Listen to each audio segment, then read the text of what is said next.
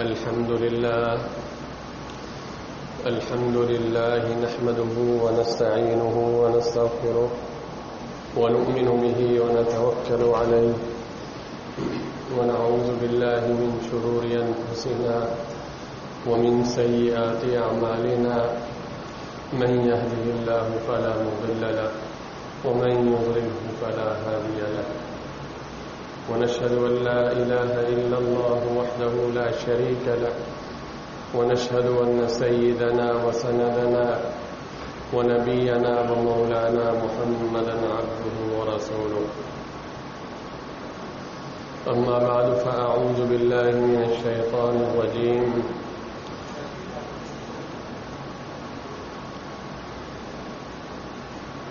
إلا من تاب وآمن وعمل عملا صالحا فأولئك يبدل الله سيئاتهم حسنات وكان الله غفورا رحيما صدق الله العظيم. بزرگان محترم، سامعین محترم، رمضان المبارک کا آخری جمعہ ہے، سعادت کے لمحات ہیں، برکت کے لمحات ہیں. قدر کرنے والے ان لمحات کی قدر کر بھی رہے ہیں اور ان لمحات کی وہ قدر جانتے بھی ہیں.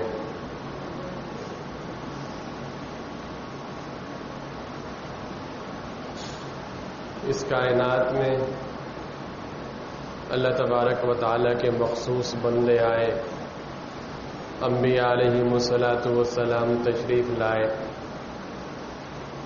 انبیاء علیہم الصلاۃ والسلام کے مخصوص متبعین، صلحاء، اولیاء امت، وہ بھی اس دنیا میں تشریف لائے. تھوڑا سا لمحہ اور تھوڑا سا وقت ان کو بھی ملا، انہوں نے بھی یہاں پر زندگی گزاری، لیکن ان کے زندگی گزارنے کا رنگ ڈھنگ اور طریقہ وہ کچھ اور تھا. ہم ان کے قصے سنتے ہیں، پڑھتے ہیں، ہمیں حیرت ہوتی ہے کہ اس تھوڑی سی زندگی میں، اس دنیا کی عارضی زندگی میں اور اس فانی زندگی میں کوئی صدیق اکبر بن گیا، کوئی فاروق اعظم بن گیا، کوئی جامع القرآن بن گیا، کوئی شیر خدا بن گیا، کوئی امین هذه الامہ بن گیا، کوئی حسن بصری بن گیا، کوئی جنید بغدادی بن گیا، کوئی ابو حنیفہ، مالک و شافعی، بخاری و احمد، کوئی شاہ ولی اللہ. یہ امت بھری پڑی ہے افراد سے، بڑے بڑے ہیرے، بڑے بڑے عظیم انسان، بڑے بڑے اللہ کے مقرب بندے بن گئے. حالانکہ انسان جب ماں کے پیٹ سے باہر آتا ہے اس کے پاس کچھ نہیں ہوتا، یہی محنت کرتا ہے. شاعر مشرق علامہ اقبال مرحوم نے اسی چیز کی طرف اشارہ کرتے ہوئے کہا ہے، عمل سے زندگی بنتی ہے جنت بھی جہنم بھی، عمل سے زندگی بنتی ہے جنت بھی جہنم بھی، یہ خاکی اپنی فطرت میں نہ نوری ہے نہ ناری. اس پہ ذرا غور کیجئے، اس جملے پہ اور اس شعر پہ. عمل سے زندگی بنتی ہے، یہ جو اللہ نے ہمیں زندگی دی ہے، یہ زندگی قارون کو بھی ملی، یہ زندگی فرعون کو بھی ملی، یہ زندگی نمرود اور شداد اور حامان کو بھی ملی. یہ زندگی اللہ نے اپنے اولیاء کو بھی دی، اپنے صلحاء کو بھی دی، اللہ والوں کو بھی دی. تو اب زندگی تو سب کو ملی ہے، یہ لمحات سب کو ملے ہیں، لیکن کسی نے یہ زندگی کے لمحات ایسے استعمال کیے کہ اس زندگی کی بدولت اور اس زندگی میں اعمال صالحہ کی بدولت جنت کے مستحق ٹھہرے، اور کچھ ایسے لوگ بھی اس دنیا میں آئے اور بہت بڑی تعداد ایسے لوگوں کی ہے جنہوں نے زندگی کے ان لمحات کی قدر نہیں سمجھی اور انہیں محنت نہیں کی، تو یہی زندگی کے دن ان کے لیے جہنم کا ذریعہ بن گئے۔ تو فرماتے ہیں عمل سے زندگی بنتی ہے، جنت بھی جہنم بھی۔ یہ خاکی سے مراد انسان ہے، یہ خاکی اپنی فطرت میں نہ نوری ہے نہ ناری۔ آپ دیکھ لیجئے کہ یہ جو انسان ہے یہ خاکی، یہ اپنی فطرت میں نہ نوری ہے نہ ناری ہے، اس نے محنت کرنی ہے۔ اگر جنت والی محنت کرے گا تو نوری بن جائے گا، اور جہنم والی محنت کرے گا تو ناری بن جائے گا۔ آج کا یہ دن، آج کے یہ لمحات، اللہ رب العالمین نے ہمیں اپنے گھر میں جمع ہونے کی توفیق دی۔ ہم اس موقع کو غنیمت سمجھیں، یہ باتیں ہم رسمی نہ سمجھیں کہ ایک زبان سے نکلی جا رہی ہے اور کوئی کانوں میں ڈال رہا ہے، ایک کان سے ڈال کے دوسرے کان سے نکال دیں، ایسا نہیں۔ یہ باتیں بھی کل قیامت کے دن حجت ہوں گی۔ ہمیں اس وقت کی قدر کرنی چاہیے۔ الحمدللہ ہم اللہ کا جتنا بھی شکر ادا کریں کم ہے کہ ہم جتنے بھی یہاں پر بیٹھے ہوئے ہیں سب مسلمان۔ ہم وہ لوگ ہیں جنہوں نے یہ کہا ہے آمنت باللہ کما ہوا باسمائہ وصفاتہ وقبلت جمیع احکامہ۔ ہم نے یہ اقرار کیا اپنی زبان سے، یہ اعتراف کیا کہ ہم اللہ تبارک و تعالیٰ کے جتنے بھی احکامات ہیں ان تمام احکامات کو ہم نے قبول کیا۔ ہم نے بتائیے کہ یہ معاہدہ کیا نہیں کیا سب نے؟ کوئی آدمی کسی اسکول میں جاتا ہے، مدرسے میں جاتا ہے یا اسپتال میں علاج کے لیے جاتا ہے، آپ نے دیکھا نا کوئی فارم دیتے ہیں اور اس میں پورا کہ ہمیں پورا اختیار دے دو، ہمارے ضابطے، ہمارے قاعدے، ہمارے قوانین جو بھی ہوں گے آپ اس کو تسلیم کرو گے، اور پھر اس پہ آخر میں دستخط لیتے ہیں۔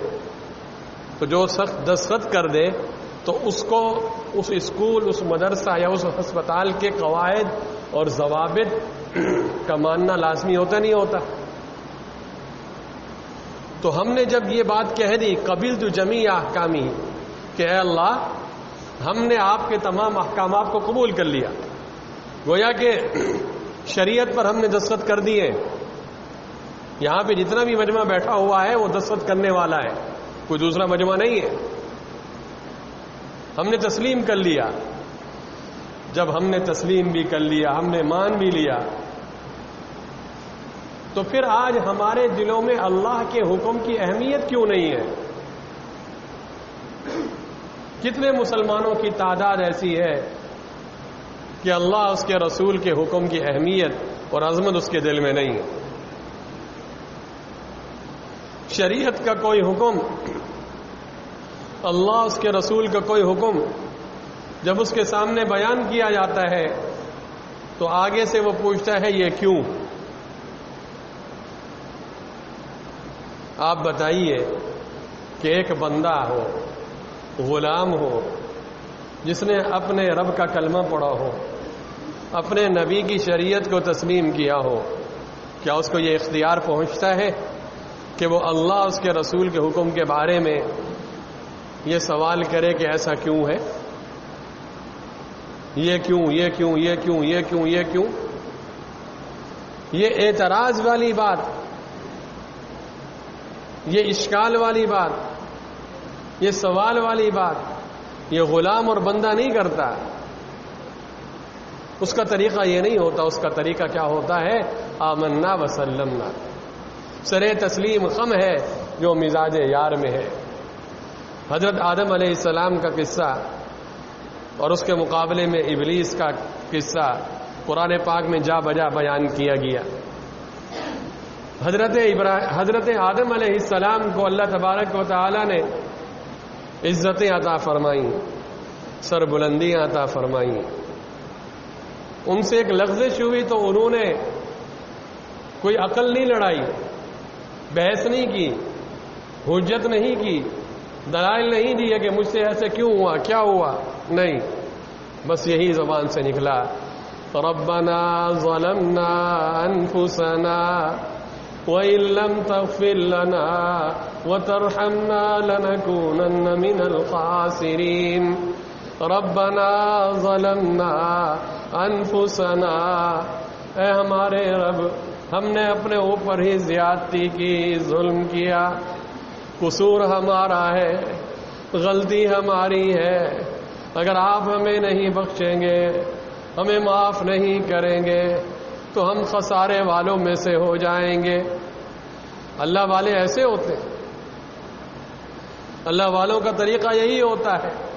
یونس علیہ السلام مچھلی کے پیٹ میں ہے، تاریکیوں میں ہے جی، لیکن زبان پہ کیا جاری ہوتا ہے؟ لا الہ الا انت سبحانک انی کنت من الظالمین، آپ کے علاوہ کوئی معبود نہیں، سبحانک، آپ ہر عیب سے پاک ہیں، انی کنت من الظالمین، میں ہی قصورواروں میں سے ہوں۔ حضرت نوح علیہ السلام نے اللہ تبارک و تعالی کی دربار میں عرض کیا اپنے بیٹے کے متعلق، ان ابنی من اہلی، یہ میرا بیٹا میرے اہل میں سے ہے، وَإِنَّ وَعْدَكَ الْحَقُّ وَأَنْتَ أَحْكَمُ الْحَاكِمِينَ، آپ کا وعدہ حق ہے، آپ تو احکم الحاکمین ہیں۔ اللہ تبارک و تعالی نے فرمایا، قال یا نوح انه ليس من اهلك انه عمل غیر صالح، یہ آپ کے اہل میں سے نہیں ہے، اس کے اعمال صالح نہیں ہیں۔ اس سے یہ معلوم ہوا کہ اصل اعتبار ایمان اور اعمال صالحہ کا ہے، صرف نسب اور نسبت یہ کافی نہیں ہے۔ کوئی نبی کے خاندان میں پیدا ہو لیکن اللہ اس کو ایمان نہ دے تو وہ اس کی کشتی پار نہیں ہو سکتی، لیکن اگر کوئی نبی کے خاندان کا نہ ہو، کہاں سے آئے؟ حبشہ سے آئے، کہاں سے آئے؟ روم سے آئے، فارس سے آئے، لیکن وہ جنت کا سردار بن جاتا ہے۔ تو حضرت نوح علیہ السلام سے کہا گیا، انہ لیس من اہلک انہ عمل غیر صالح فلا تسألنی ما لیس لک به علم انی اعظک ان تکون من الجاہلین قال رب انی اعوذ بک۔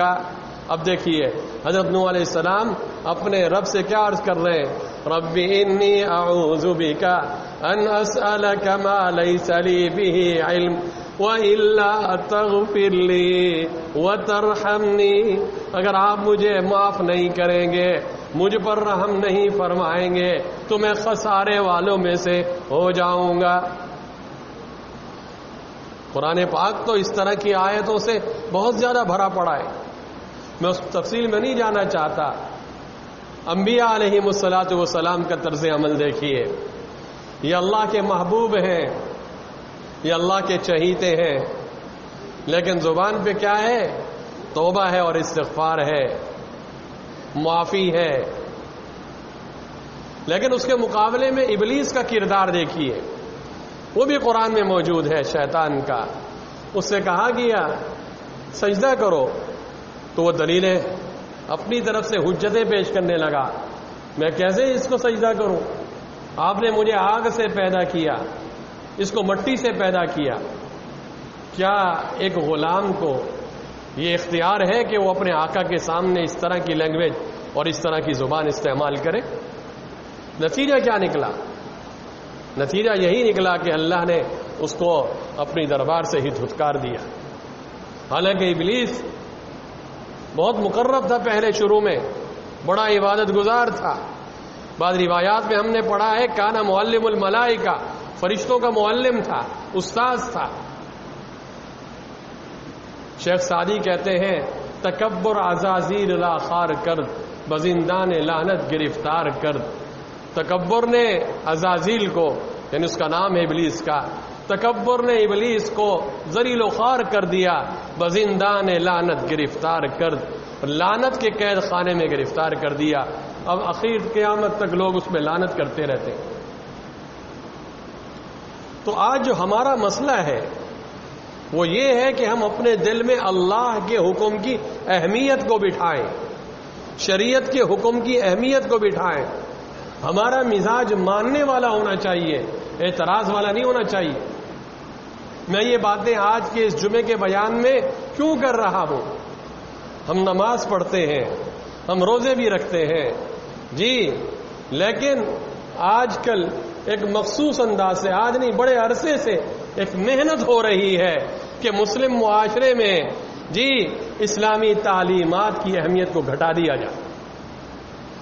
مسلم معاشرے میں نبی آخر الزماں حضرت محمد عربی صلی اللہ علیہ وسلم کے مبارک طریقے اور مبارک سنتوں کی اہمیت کو گھٹا دیا جائے.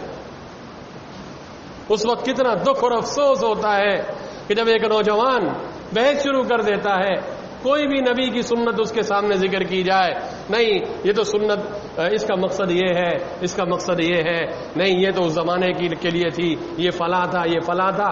اس طرح کر کر کے پورا آپ صلی اللہ علیہ وسلم کے طریقے کے متعلق ہمارا مزاج کیا بن جاتا ہے. یہ طرز عمل انتہائی خطرناک طرز عمل ہے. اگر یہ طرز عمل شروع ہو گیا تو ایک زمانہ ایسا ہوگا جی، اسی کو ہم قبول کرنے لگ گئے، ایک زمانہ ایسا ہوگا کہ آنے والی نسلیں بس وہ صرف کلمہ تو پڑھیں گی، چند رسومات شریعت کی وہ ادا کرنے والی ہوں گی، باقی سب چیزوں میں وہ دوسروں کی نقالی کرنے والی ہوں گی. اللہ تبارک و تعالیٰ کے حکم کی اہمیت کے متعلق مجھے ابھی اس وقت میرے ذہن میں آیا جی، محمود اور ایاز کے کچھ قصے بھی سنا دوں آپ کو. ایاز کا نام تو آپ نے سنا ہے، یہ سلطان محمود غزنوی کا غلام تھا، اور یہ شکل و صورت میں بھی کوئی اتنا اچھا نہیں تھا، دیہاتی تھا، دیہات سے آیا تھا، لیکن اخلاق تھے اور اس کا کردار تھا. اس اخلاق اور کردار کی وجہ سے چند ہی عرصے میں وہ بادشاہ کا مقرب بن گیا، بڑا قریبی بن گیا. اور ہوتا یہ ہے کہ جو اس طرح مقرب بن جائے نا، تو پھر جو دوسرے درباری تھے وہ اس سے حسد کرنے لگے کہ یہ دیہاتی اور اتنا زیادہ بادشاہ کے قریب، حسد کرنے لگے. اور حاسدین کے بارے میں بعض علماء فرماتے ہیں کہ ان کی آنکھیں نہیں ہوتی، کان بڑے بڑے ہوتے، تھوڑی تھوڑی بات سن کے بات کا پتنگڑ بناتے ہیں، اور ان کا مقصد یہی ہوتا ہے کہ کسی طریقے سے اس کو جو ہے، یعنی ایاز کو ان کا بھی مقصد یہی تھا کہ باتوں کا پتنگڑ بنا کے بادشاہ کے کان میں ڈال کے اس کو بادشاہ سے دور کر دیں اور اس کا دل جو ہے اس سے خراب کر دیں، یہاں سے دفعہ دور ہو جائے.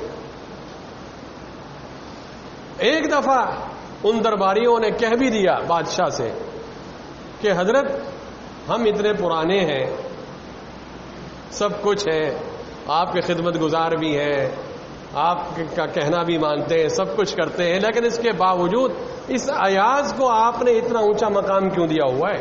یہ آپ کے اتنے قریب کیوں ہو گیا؟ بادشاہ سمجھ گیا. تو بادشاہ نے امتحان لیا سب کا، تاکہ لوگوں کو پتہ چلے کہ یہ ایاز کو جو میں اتنا مقام دیتا ہوں اونچا، یہ کس وجہ سے دیتا ہوں.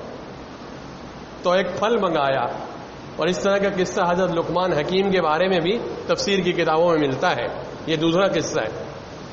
تو پھل منگایا اور پھل تھا کڑوا پھل.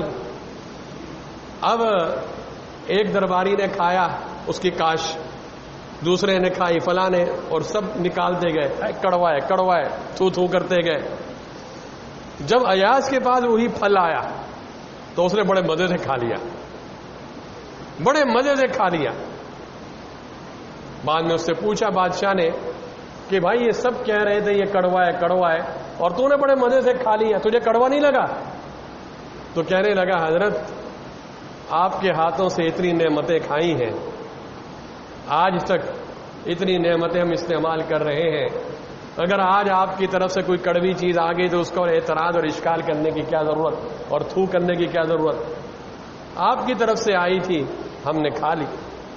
تو یہ قصہ ہمیں کیا بتاتا ہے کہ اللہ رب العالمین کی طرف سے ہمارے اوپر کتنے احسانات ہیں، سر سے لے کے پاؤں تک۔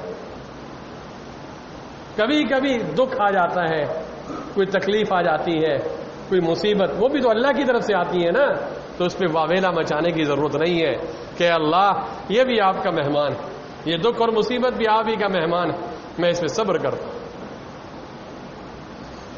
شکایت لگائی محمود کو، سلطان محمود غزنوی کو، کہ یہ جو ایاز ہے اس کے کمرے کے اندر ایک الماری ہے اور اس کو یہ تالا لگا کے رکھتا ہے، اور کسی کو وہ الماری کے اندر کیا ہے وہ دیکھنے نہیں دیتا۔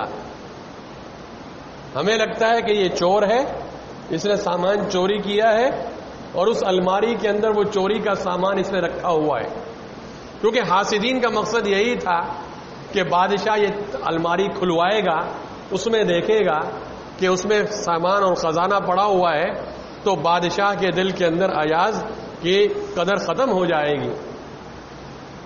بادشاہ نے بلایا ایاز کو کہ تمہاری ایک الماری ہے اس طرح، کہاں ہے؟ اس کو تالا لگا کے رکھتے ہو؟ کہاں لگا کے رکھتا ہوں۔ چابی منگائی گئی، جب الماری کھولی گئی تو الماری میں کیا نکلا؟ الماری میں 3 چیزیں نکلی، پرانا جوتا، پرانا تہبند اور پرانا کرتا، اور کچھ بھی نہیں تھا۔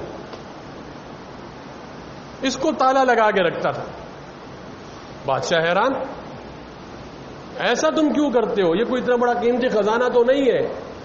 تو کہنے لگا میرے لیے بہت قیمتی ہے، میں اس کو تالا لگا کے رکھتا ہوں اور میں روزانہ الماری کھول کے دیکھتا ہوں، اور پھر میں یہی اپنے دل میں بھی کہتا ہوں کہ جب میں اس دربار میں آیا تھا، جو میرا پہلا دن تھا، تو یہ جوتا میرے پاؤں کے اندر تھا، یہ کرتا اور تہبند یہ میرا لباس تھا۔ میں اپنے آپ کو خطاب کر کے کہتا ہوں کہ ایاز تو جب آیا تھا تیری اوقات یہ تھی، آج یہ جو تیرا مقام ہے بادشاہ کے ہاں، جی یہ اس کی وجہ سے ہے، اس لیے اس کا بھی شکر ادا کرو۔ یہ کام میں اس لیے کرتا ہوں۔ یہ قصہ بھی ہمیں کیا سبق دیتا ہے؟ جی ہم ماں کے پیٹ سے کیسے آئے تھے، آج اللہ نے ہمیں کتنی نعمتیں عطا کی، پروردگار عالم نے کتنی نعمتیں عطا کی۔ اللہ تبارک و تعالیٰ کی ان نعمتوں کا ہم کیا شکر ادا کرتے ہیں۔ جتنا زیادہ کھاتے ہیں نا اتنے زیادہ عیب نکالتے ہیں، کھانے کے اندر عیب، پانی کے اندر عیب، دسترخوان پہ عیب۔ اللہ معاف فرمائے، اللہ کے رزق کی اس طرح ناقدری کرنے والے لوگ۔ ایک تیسرا قصہ بھی سن لیجئے، اس سے یہ مضمون بالکل واضح ہو جائے گا، کاش کہ کسی کے دل پہ یہ میرے الفاظ دستک دیں۔ بادشاہ نے بہت ہی خوبصورت ہیرا منگوایا، انتہائی قیمتی، بہت قیمتی تھا وہ ہیرا، اور یہ بھی امتحان لینے کے لیے، کیونکہ درباری یہی کہتے تھے کہ ایاز کو کیوں اتنا قریب کر دیا گیا، اور بادشاہ نے وہ ہیرا درباریوں کو دیا، ایک ایک کر کے کسی کو دیا یہ لو اور اس کو توڑو، اس کو توڑ دو۔ تو وہ کہتا ہے حضرت اتنا قیمتی ہیرا ہے، جی وہ سمجھ رہا تھا کہ میری عقل کا امتحان ہو رہا ہے۔ کس کا؟ ہم جو زیادہ عقل استعمال کرتے ہیں نا پھر پھنستے بھی ہیں، میری عقل کا امتحان ہو رہا ہے۔ تو نے کہا حضرت یہ اتنا قیمتی ہے میں کیسے اس کو توڑوں؟ پھر دوسرے کو دیا، اس نے بھی یہی جواب دیا، تیسرا، سب کو دیا، سب نے یہی جواب دیا، کسی نے نہیں توڑا ہیرا۔ ایاز کو جب وہ ہیرا دیا نا اور ایاز سے کہا کہ اس ہیرے کو توڑو، اس نے اسی وقت پٹک دیا، اس کے ٹکڑے ٹکڑے ہو گئے۔ اب سارے اس کو ملامت کرنے لگ گئے، بڑا عجیب آدمی ہے تم، بڑا عجیب آدمی ہے، اتنا قیمتی ہیرا تھا اور تم نے توڑ دیا۔ اور بادشاہ نے بھی کہا کہ تم نے توڑ دیا، یہ جو اتنے لوگ بیٹھے ہوئے ہیں سارے، ان میں کسی نے نہیں توڑا۔ اس نے کیا جواب دیا؟ اس نے کہا کہ بادشاہ سلامت، میرے پاس 2 راستے تھے، 2 راستے۔ ایک راستہ تو یہ تھا کہ میں ہیرے کو نہ توڑتا، آپ کو حکم توڑ دیتا، میں ہیرا نہیں توڑتا، لیکن آپ نے جو مجھے حکم کیا دیا تھا کہ ہیرے کو توڑو، تو آپ کا میں حکم توڑ دیتا۔ اور دوسرا طریقہ کیا تھا کہ جی میں جو ہے وہ ہیرے کو توڑ دیتا، آپ کا حکم نہ توڑتا. تو میرے نزدیک ہیرے کی کوئی قدر نہیں ہے، آپ کے حکم کی قدر ہے. آپ کا حکم ہیروں سے قیمتی ہے. آج ایک اللہ کا ولی، اللہ کا بندہ صرف اسی ایک قصے سے سبق لے لے تو اس کے لیے اتنا لمبا چوڑے بیان کی ضرورت نہیں ہے کہ ہمارے سامنے جب اللہ کا حکم آئے، اللہ کے پیارے حبیب حضرت محمد عربی صلی اللہ علیہ وسلم کا جب ہمارے سامنے حکم آ گیا تو ہم نے اللہ کے حکم کو نہیں توڑنا. نبی آخر الزمان حضرت محمد عربی صلی اللہ علیہ وسلم جو ہمارے ماں باپ سے بھی زیادہ ہمارے محسن بھی ہیں، ہم پہ شفیق بھی ہیں، ہم پہ مہربان بھی ہیں، ان کے احسانات بھی ہیں. تو اللہ کے حبیب کی کوئی سنت، اللہ کے حبیب کا کوئی طریقہ، اللہ کے حبیب کا کوئی حکم میں نہیں توڑوں گا.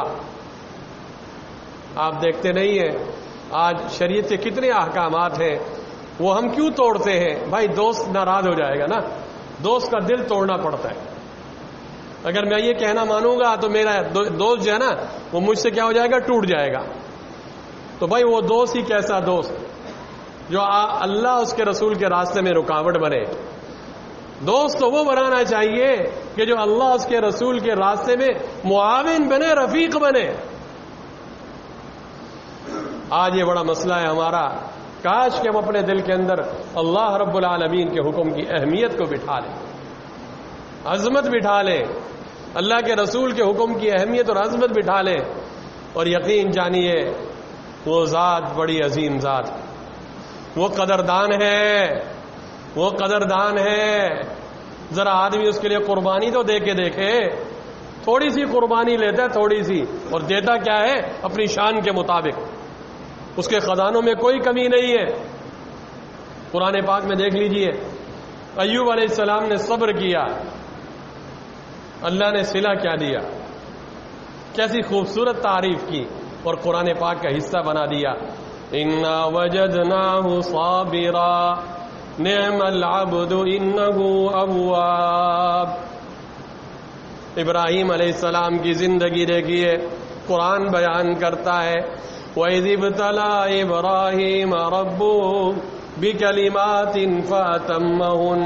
اس امتحان میں ابراہیم علیہ السلام جب کامیاب ہوئے، اعلان فرما دیا انی جاعلک للناس اماما واتخذوا من مقام ابراہیم مصلی. حضرت حاجرہ کو دیکھیے، دودھ پیتا بچہ ہے، سارا ہے، کھانے پینے کی چیز نہیں ہے، لیکن اللہ کی خاطر، اللہ کے حکم کی خاطر قربانی دی. اس خاتون نے اللہ کے حکم کی خاطر قربانی دی. اللہ نے کیا عزتیں دی، اس جگہ کو کیا عزتیں دی.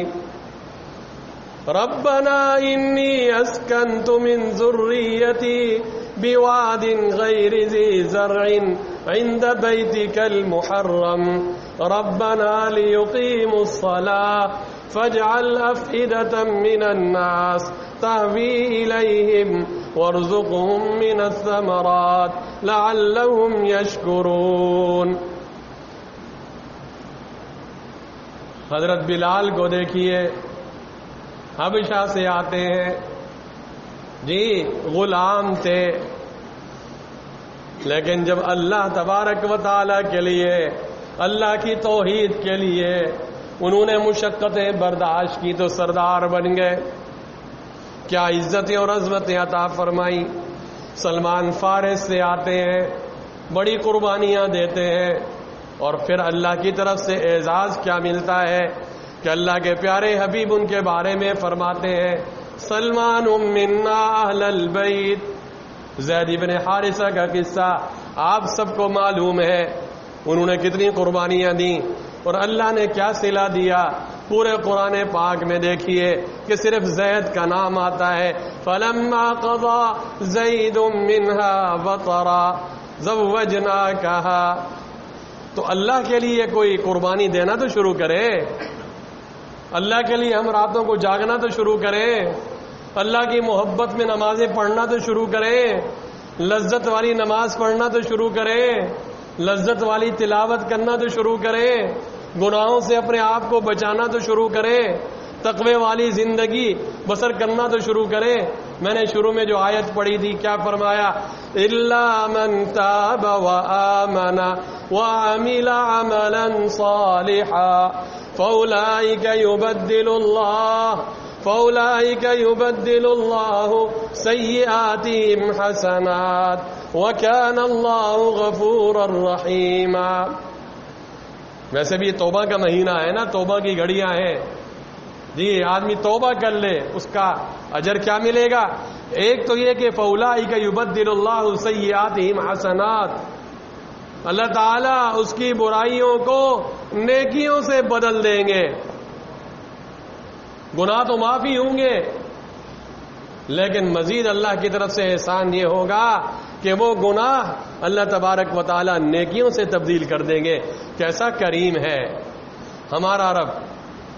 ہم تو مائل بکرم ہیں، کوئی سائل ہی نہیں، ہم تو مائل بکرم ہیں، کوئی سائل ہی نہیں، راہ دکھلائیں کسے، کوئی راہ رو منزل ہی نہیں۔